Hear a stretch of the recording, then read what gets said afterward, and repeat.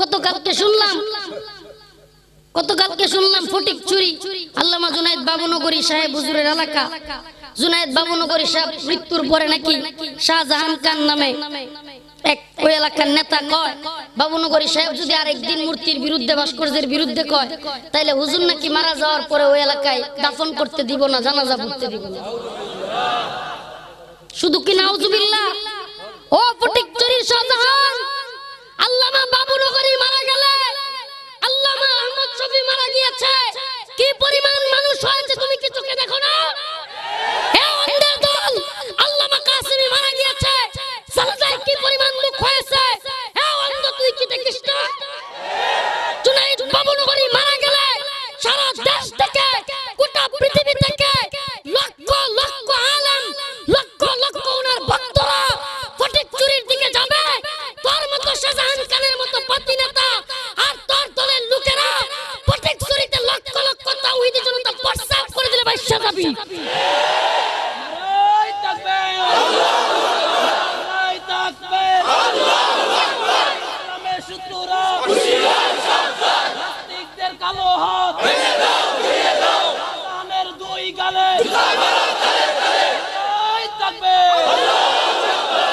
আল্লামা জুনায়েদ বাবুনগরী মারা যাবে আর তার নিজ এলাকা ফটিকছড়িতে তারে দাফন করতে দিবি না, ফটিকছড়িতে জানাজা পড়তে দিবি না। এটা কি মগের মুল্লুক পাইছো? দেশটাকে এত মগের মুল্লুক পায় না। সময় ইনশাআল্লাহ আসতেছে, এদেশের মানুষও বুঝে গেছে তোমাদের অবস্থান। তোমরা মুক্তিযুদ্ধের চেতনার দোহাই দিয়া, আজকে জুনায়েদ বাবুনগরীর বিরুদ্ধে মামলা করো। থিওরি কি? কারণ কি? জুনায়েদ বাবুনগরী মদিনা সনদের কথা বলে। ও বদমাশের দল, জুনায়েদ বাবুনগরী তো আজকে মদিনা সনদের কথা বলেছে, তার আগে তোরা যে নেত্রী স্লোগান দেশ, তোরা যাকে মা বলে ডাকিস, সেই প্রধানমন্ত্রী শেখ হাসিনা নিজে বলছে দেশ চলবে মদিনা সনদে। আজকে জুনায়েদ বাবুনগরীর নামে মামলা করস, বদমাশের দল, পারলে তোদের নেত্রী, তোদের মা জননীর নামে মামলা কর। তাহলে আমরা বুঝবো, তাহলে আমরা ধরে নিব তোরা শুধু জুনায়েদ বাবুনগরী আর ইসলামের শত্রু না, তোরা এদেশেরও শত্রু। তোরা শুধু শেখ হাসিনা আর জুনায়েদ বাবুনগরীর শত্রু না, তোদের মদিনার কথা শুনলে তোদের গায়ে চুলকানি লাগে। এদেশ মদিনা সনদেই চলবে, তোরা থাকলে থাকবি, নাহলে বুড়িগঙ্গায় আমরা বাসায়। এদেশ মদিনা সনদে চলবে, ইসলামের সনদে চলবে, কোন কুলাঙ্গার মুক্তিযুদ্ধ মঞ্চ নাস্তিকের সনদে চলবে না। জা আল হক ওয়াজহাকাল বাতিল ইন্নাল বাতিলা কানা যাহুকা। তোমরা হয়তো দেখছো না, আমরা দেখছি। ইনশাআল্লাহ সুম্মা ইনশাআল্লাহ আগামী দিনের বাংলাদেশ এদেশের উলামায়ে কেরামদের বাংলাদেশ, আগামী দিনের বাংলাদেশ আলেমদের বাংলাদেশ, আগামী দিনের বাংলাদেশ ইসলামের বাংলাদেশ, আগামী দিনের বাংলাদেশে কোনো নাস্তিক রামবামদের ঠাঁই হবে না।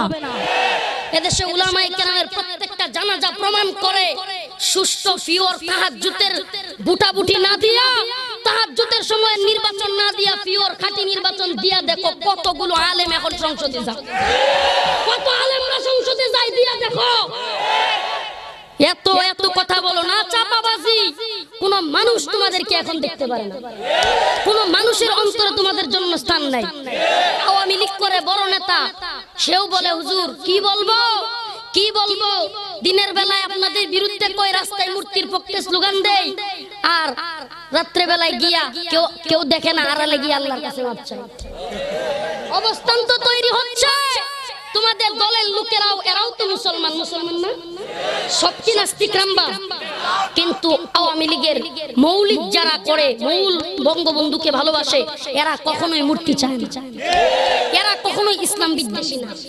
সমস্যাটা হলো একদল রামবাম, ওই মুক্তিযুদ্ধ মঞ্চ নামের যারা জুনায়েদ বাবুনগরী মদিনা সনদের কথা বললে মামলা করে। এরা কি জানে না শেখ হাসিনাও মদিনা সনদের কথা বলছিল? তার মানে বুঝাইতে চায় যে শেখ হাসিনা আর বাবুনগরী এদের সমস্যা না, এদের সমস্যা হলো গুড়ায় মদিনা সনদ কইলেই এদের গায়ে চুলকানি। কারণ কি, মদিনা সনদ হইলে তো মদের বার চলবে না, গাঁজা খাওয়া যাবে না, ইয়াবা খাওয়া যাবে না। বাংলাদেশে এক সংসদ সদস্য, তার নামই মানুষ রেখে দিছে ইয়াবা বদি। কি বুঝলেন? কেন রাখছে? হাসেন আপনারা, কেন রাখছে? বড় আফসোসের বিষয়, কেন রাখছে ওই নাম? এখন উনার বিরুদ্ধে আসছে, উনি আবার ব্যবসা করেন, বিরাট আবার সম্রাট। এই কথা আসার পরে এখন মনোনয়ন উনাকে না দিয়া দেওয়া হয়েছে ওনার স্ত্রীকে। জিনিসটা যেন এমন হইল যেন পুরান বোতলে নতুন মাল। কথা বুঝেন নাই? পুরান বোতলে নতুন মাল, কি সুন্দর সিস্টেম! পুরান মদের বোতলে নতুন ইয়াবা ঢুকাই দিছে। এই হলো বর্তমান অবস্থা এদের। আমরা সবাইকে বলতে চাই না, কিন্তু বলতে চাই তোমরা হুজুরদের বিরুদ্ধে কথা বলবা না। কেন বলবা না? হুজুররা এদেশে ইয়াবার পক্ষে কথা বলেন। মাহফিলের কারণে, ওয়াজের কারণে, কোন আলেমের কারণে ইয়াবা করবে না, মদ করবে না, জিনা করবে না, দুর্নীতিবাজ করে না। আমরা দুর্নীতির বিরুদ্ধে, মদের বিরুদ্ধে, ইয়াবার বিরুদ্ধে মানুষকে দাওয়াত দেই। আমরা আমাদের মুরব্বীদের কথাগুলোই বলি। আল্লাহ তাআলা হযরত জিবরাইলের আমিনের মাধ্যমে নাযালা ফিহির রূহুল আমিন,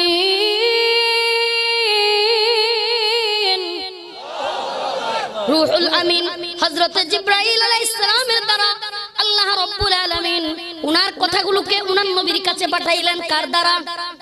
হযরত জিবরাইল আমিনের দ্বারা নবীর কাছে পাঠাইলেন। কথাগুলো কার? আল্লাহর কথা জিবরাইলের মাধ্যমে নবীর কাছে পাঠানো হইল। নবী সাল্লাল্লাহু আলাইহি ওয়াসাল্লাম আল্লাহর কথাগুলোকে জিবরাইলের কাছ থেকে পায়া সাহাবায়ে কেরামকে বললেন। সাহাবায়ে কেরাম সেই কথাগুলোকে তাবেঈদের বললেন, তাবেঈরা সেই কথাগুলোকে তাবেঈনদের বললেন, তাবেঈনদের বললেন, তাবেঈনরা এবং মুস্তাহিদিন আইম্মায়ে সালাস থেকে আস্তে আস্তে বর্তমান প্রজন্মের আল্লামা কাসিমি জুনায়েদ বাবু নগরীদের কাছে আসলো। আর তাদের কাছ থেকে এই কথাগুলো আমাদের কাছে আসছে। তার মানে কথাগুলো আমাদের না, তার মানে কথাগুলো আমি রফিকুল ইসলামের না, এই কথাগুলো তো আল্লাহ, এই কথাগুলো তো নবীর, এই কথাগুলোই সাহাবায়ে কেরামের, এই কথাগুলোই উলামায়ে কেরামের। আমরা যেই কথা বলি এই কথাগুলোর গুড়া খুব শক্ত। তোমরা আমাদেরকে মৌলবাদী বলো আর তোমরা মনে করো তোমরা বুদ্ধিজীবী হয়ে গেছো। আমরা তো বলতে পারি তোমরা বুদ্ধিজীবী নও, তোমরা মুসলমানদেরকে বাদ দিয়া মুসলিম সংখ্যাগরিষ্ঠ রাষ্ট্রে আল্লাহর নবীর দুশমন হয়েছো। আল্লাহর নবীর ঈমানদার গোলাম, ঈমানদার বান্দাদের, ঈমানদার উম্মতদের, আল্লাহর বান্দাদের বিরুদ্ধে তোমরা যাচ্ছ। আর তোমরা যে যাবা এই কথা আমার আল্লাহ কোরআনেও জানায়া দিয়েছিলেন অনেক আগেই। কি বলছিলেন আল্লাহ? সূরাতুন নিসা এর 39 নম্বর আয়াত খুলে দেখো। আল্লাহ রাব্বুল আলামিন জানায়া দিলেন, আল্লাযীনা ইয়াত্তাখিদুনাল কাফিরিনা আউলিয়া মিন দুনিল মুমিনিন, আল্লাযীনা যারা ইয়াত্তাখিদুনাল কাফিরিন, কাফিরদেরকে আউলিয়া বন্ধু বানাবে, মিন দুনিল মুমিনিন, মুমিনদেরকে বাদ দিয়া যারা কাফিরদেরকে বন্ধু বানাবে। এটা আমার আল্লাহ তার নবীরে বলতেছেন, ওই দলের লোককে চিহ্নিত করতেছেন। এটা আমাদের মুখের কথা নয়। আল্লাহ তাআলা বলতেছেন, আল্লাযীনা যারা ইয়াত্তাখিদুনাল কাফিরিনা আউলিয়া, কাফিরদেরকে বন্ধু হিসেবে গ্রহণ করবে, বন্ধু বানাবে, মিন দুনিল মুমিনিন, মুমিনদেরকে বাদ দিয়া। এরা কি করবে? কাফিরদের এই ব্যাখ্যায় যদি আমি বলি, ওরা তো মুসলমান নামদারি, ওরা ডোনাল্ড ট্রাম্পকে বন্ধু বানাবে, জো বাইডেনকে বন্ধু বানাবে, ম্যাক্রোকে বন্ধু বানাবে, ম্যাক্রোর বন্ধু ভারত সরকার, মোদিকে এরা বন্ধু বানাবে। এই তাফসীর কি আমার ভুল হবে? আল্লাহ কোরআনে বলছে, আল্লাযীনা ইয়াত্তাখিদুনাল কাফিরিন আউলিয়া, এরা কাফিরদেরকে বন্ধু বানাবে। আর আমি যদি এই কাফির শব্দের জায়গায় ম্যাক্রো লাগিয়ে দেই ভুল হবে? যদি জো বাইডেন লাগিয়ে দেই ভুল হবে? নরেন্দ্র মোদি লাগিয়ে দেই ভুল হবে? জো বাইডেন আমেরিকার প্রেসিডেন্ট, ম্যাক্রো হলো ফ্রান্সের প্রেসিডেন্ট। মুসলমানদের নবীকে ব্যঙ্গ করলো, ব্যঙ্গ করবেই বলে আবার উগ্রভাবে বলে দিল ব্যঙ্গ করবে। তখন গোটা পৃথিবী যখন তাদের বিরুদ্ধাচরণ করলো, খুদ রাশিয়ার মতো রাষ্ট্র যখন তাদের বিরুদ্ধে গেল, নরেন্দ্র মোদি ইন্ডিয়ার সেই গুজরাটের বাবরি মসজিদ ভাঙা সেই কসাই মোদি বলে দিল আমরা ফ্রান্সের পক্ষে আছি। আর এই দেশেও, এদেশেও আমাদের কিছু লোক, আমাদের কিছু লিডার, তারাও দেখলো যখন ম্যাক্রোর পক্ষে মোদি সরকার চলে এসেছে, তারাও মোদির পক্ষে উচ্চারণ করতে গিয়া আমাদের নবীর পক্ষ নিয়ে বিবৃতিটাও পর্যন্ত দেয় নাই। তারাও নরেন্দ্র মোদির পক্ষে দালালি করলো, দাদা বাবুদের দালালি করলো। আল্লাহ তাআলা কোরআনে সেটাই বলেছেন, আল্লাযীনা ইয়াত্তাখিদুনাল কাফিরিন আউলিয়া, যারা কাফিরদেরকে বন্ধু বানায় মুমিনদেরকে বাদ দিয়া, মিন দুনিল মুমিনিন, এরা যেন এরকম আয়াবতাগুনা ইনদাহুমুল ইজ্জা, এরা ইজ্জত তালাশ করে, সম্মান তালাশ করে। কাদের কাছে? এরা সম্মান তালাশ করে জো বাইডেনের কাছে। ওরা কলকাতায় যায়, পূজা উদ্বোধন করে, বলে কলকাতা আমার দ্বিতীয় বাড়ি, আমার খুব ভালো লাগে কলকাতায়, এরকম কথা বলে। কিন্তু যখন বাংলাদেশে আসে দেখে হাই হাই, আমার তো লক্ষ কোটি মানুষ ছিল ফলোয়ার ফ্যান, কিন্তু এখন যখন আমি বাংলাদেশে আসলাম পূজা উদ্বোধন করে হাই হাই কি সর্বনাশ। যে ছেলেটা ফেসবুকের মধ্যে লিখতো আমি সাকিব আল হাসানকে ভালোবাসি, সাকিবের মতো হতে চাই, সাকিবের ফলোয়ার ছিল, নিজের ফেসবুক প্রোফাইলের পিকচার সাকিবের ছবি দিত, নিজের ছবি না দিয়া, সেই ছেলেটাও আজকে বলে ও সাকিব তুমি আমাদের ঈমানদারদের অন্তরে, গোটা বাংলার মুসলমানদের অন্তরে, হিন্দুদের পূজা উদ্বোধনে গিয়ে যে কষ্ট তুমি দিয়েছো, আমি তোমাকে ভালোবাসতাম, মহব্বত করতাম, নিজের পিকচার না দিয়া তোমার পিকচার দিয়া ফেসবুকের প্রোফাইল করতাম, কিন্তু যখন আমাদের অন্তরে তুমি আঘাত দিয়েছো, তুমি যত বড় অলরাউন্ডার হও, যত ভালোবাসার মানুষ হও, ইসলামকে অবমাননা করার কারণে আজকে থেকে তোমাকে বয়কট করলাম।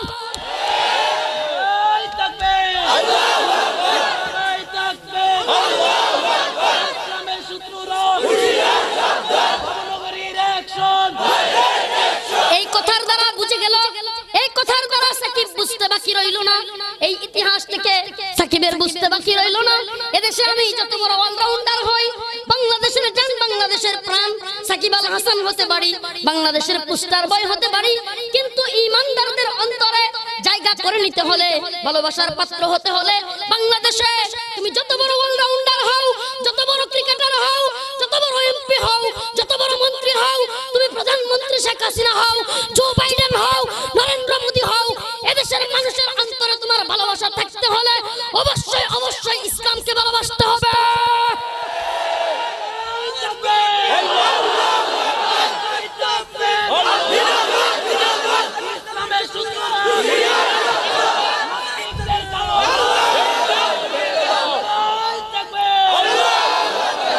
বুঝতে বাকি রইল না, আমি যদি ক্ষমা না চাই এদেশের মানুষ শুধুমাত্র আমাকে বয়কটই করবে না, রাস্তাঘাটে বাইর হইলে ঝামেলাও করতে পারে। বুঝতে বাকি রইল না, ক্ষমা চেয়েছে, তার প্রতি আমাদেরও রাগ কমে গেছে, ব্যথা কমে গেছে, আমরাও তাকে ক্ষমা করে দিয়েছি, তওবা করলে আল্লাহ মাফ করে, আমরাও মাফ করেছি। কিন্তু একটা শিক্ষাও কিন্তু এই জাতি পেয়ে গেছে। কি সেই শিক্ষা? সাকিব আল হাসানের মতো ব্যক্তি এ বাংলাদেশে বর্তমান জনপ্রিয়তার দিক থেকে সবচাইতে আগায়া, এমন জনপ্রিয় একজন ব্যক্তিও যদি আল্লাহ নবীর বিপক্ষে যায়, আল্লাহ নবী এবং আল্লাহ এবং ইসলামের বিপক্ষে যায়, ইসলামের বিরুদ্ধে কোনো কাজ করে, বাংলার জনগণ, ইসলাম প্রেমী তাওহীদি জনতা হয়তো বছর নামাজ পড়ে না, তাহাজ্জুদ পড়ে না, দাড়ি নাই, মাথায় টুপি নাই, কিন্তু তাদের অন্তরে ইসলামের ভালোবাসা এত বেশি, এত বেশি, যত বড় যত কিছুই হোক, এমপি মন্ত্রী হোক, লতিফ সিদ্দিকী হসরে কটূক্তি করছে, এদেশের মানুষ বয়কট করছে, শুধু বয়কট করে নাই, জুতাও ফিটা করছে।